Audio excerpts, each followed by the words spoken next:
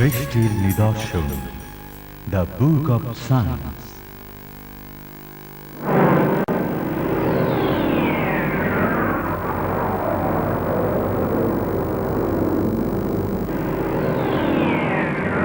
মহাবিশ্বের স্রষ্টা বিজ্ঞানময় গ্রন্থে ঘোষণা করেছেন,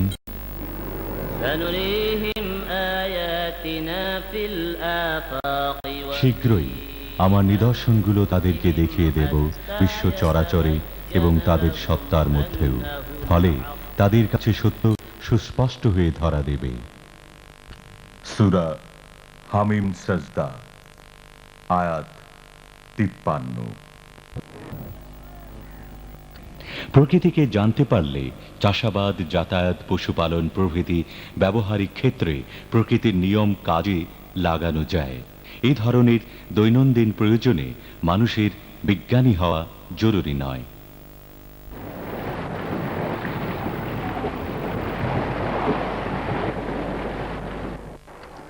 ষোড়শ শতাব্দীতে ইউরোপে নেপলেসি পানিচক্রের বিশ্লেষণ করেন। তিনি বলেন, পানি সমুদ্র থেকে বাষ্পীভূত হয়ে মেঘ হয়, মেঘ ঘনীভূত হয়ে বৃষ্টির আকারে পতিত হয়, এই পানি প্রবাহিত হয়ে সমুদ্রে যায়।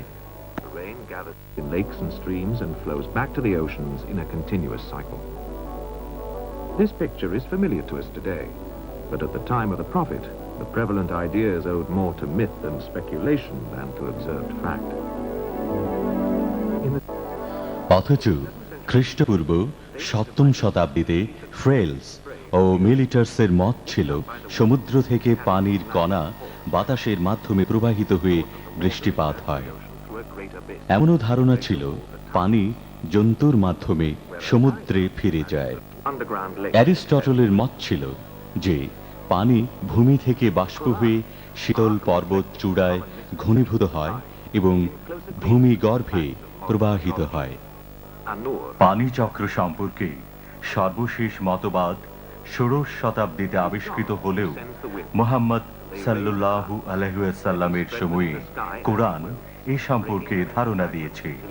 আধুনিক পানি বিজ্ঞান বা হাইড্রোলজির সাথে কোরআন অভিন্ন দৃষ্টিভঙ্গি পোষণ করে।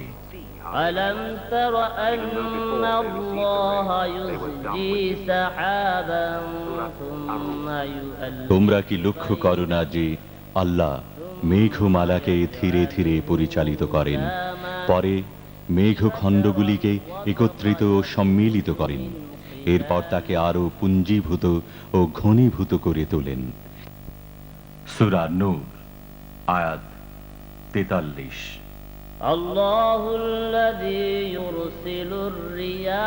আল্লাহ বায়ু প্রবাহ প্রেরণ করে থাকেন, বায়ু মেঘমালাকে উপরে তুলে নেয়, পরে মেঘমালাকে যেমন চায় আকাশে ছড়িয়ে দেয় এবং মেঘকে টুকরো টুকরো করে ফেলে। সূরা রুম, আয়াত 48। বিজ্ঞান হচ্ছে বস্তু জগতের অনুসন্ধান, অধ্যয়ন ও গবেষণার নাম। কিভাবে প্রকৃতি কাজ করে যাচ্ছে তাই বিজ্ঞান আবিষ্কার করে। তুমি কি দেখো না, আল্লাহ আসমান থেকে পানি বর্ষণ করলেন, পরে তাকে খাল, ঝর্ণা ও নদী রূপে জমিনের অভ্যন্তর ভাগে প্রবাহিত করলেন। সূরা জুমার, আয়াত 21।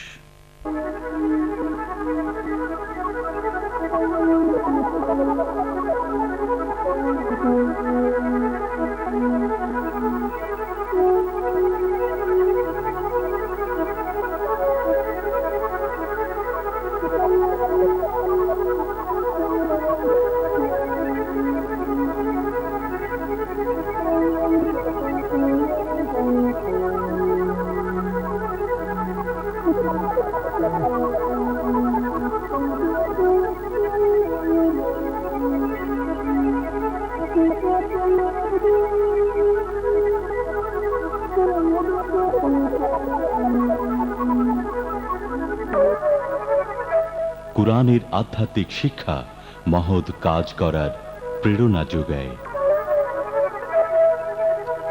কুরআন মানুষকে বিজ্ঞান অনুসন্ধান করতে বলে নিজের মধ্যে এবং বিশ্ব প্রকৃতিতে। আর এই অনুসন্ধানের জন্যই আল্লাহ মানুষকে দিয়েছেন বুদ্ধি, বিবেক এবং দৃষ্টিশক্তি।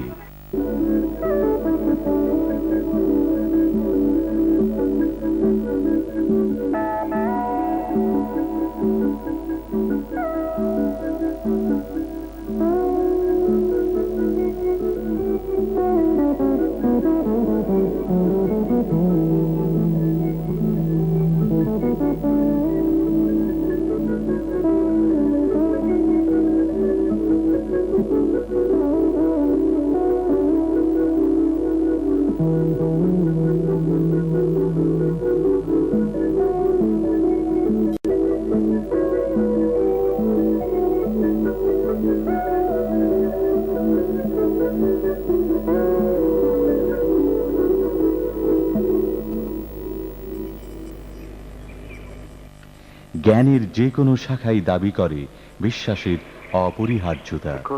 এ বিশ্বাসের ক্ষেত্রে অনেক সময় মানুষ অন্ধবিশ্বাস ও ধারণার শিকার হয়ে পড়ে। এটা এই কারণে যে অনুসন্ধানীরা চায় প্রতিনিয়ত তার ধারণা পরীক্ষিত হোক।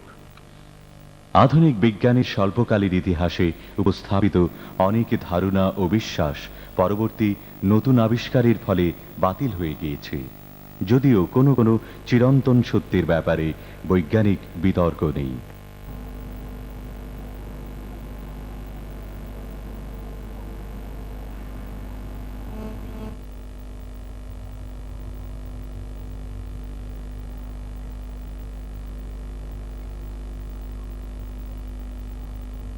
In the short history of modern science, many ideas and concepts have been presented only to be discarded as new evidence points to a different truth. Nevertheless, there are many scientific discoveries that can be said to be undisputed facts.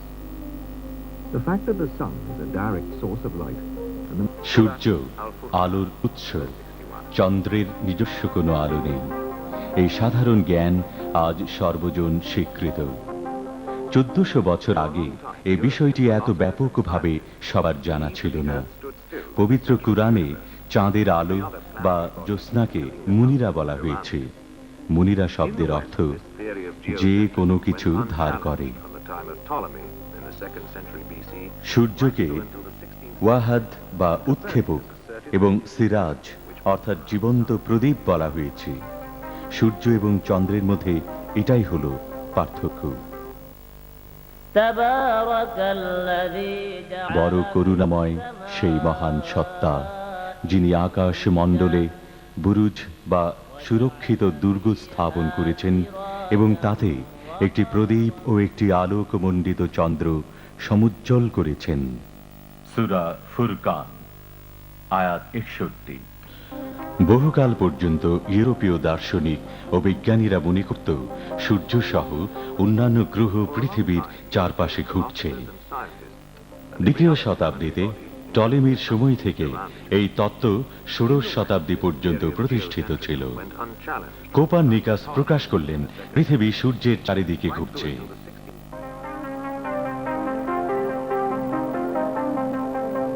1609 সালে German বিজ্ঞানী Johann Kepler অ্যাস্ট্রোনোমিয়া Nova গ্রন্থে বলেন, গ্রহসমূহ সূর্যের চারিদিকে নিজ কক্ষপথে প্রদক্ষিণ করার সাথে সাথে নিজ অক্ষের উপর বৃত্তাকারে ঘুরছে।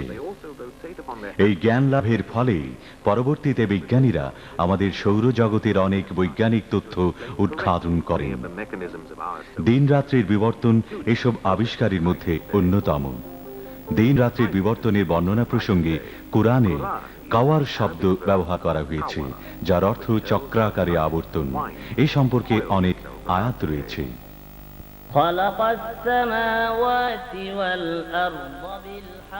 তিনি আসমানসমূহ ও জমিনকে যথার্থভাবে পয়দা করেছেন।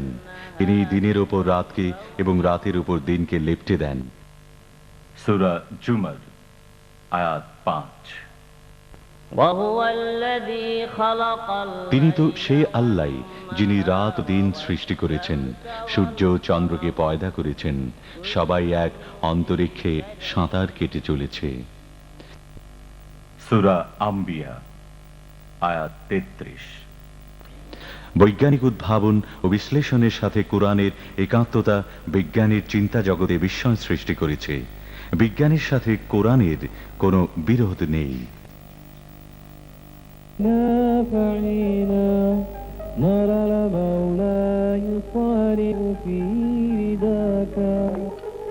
বিজ্ঞান ও আধ্যাত্মিক জগৎ সত্য অনুসন্ধানে সমান উৎসাহী, কিন্তু আধ্যাত্মিক জগৎ ধর্মীয় গোঁড়ামির কারণে অনেক বৈজ্ঞানিক সত্যকে অস্বীকার করে। ধর্মীয় জ্ঞান জিজ্ঞাসার সাথে বৈজ্ঞানিক সত্য উদ্ঘাটনে কোনো বিবাদ নেই, কিন্তু অন্ধতার কারণে বিবাদের জন্ম দেয়। অন্ধতা দুই প্রকার: ধর্মান্ধতা, বৈজ্ঞানিক অন্ধতা। অন্ধতার কারণে মানুষ অনেক বৈজ্ঞানিক সত্যকে অস্বীকার করে।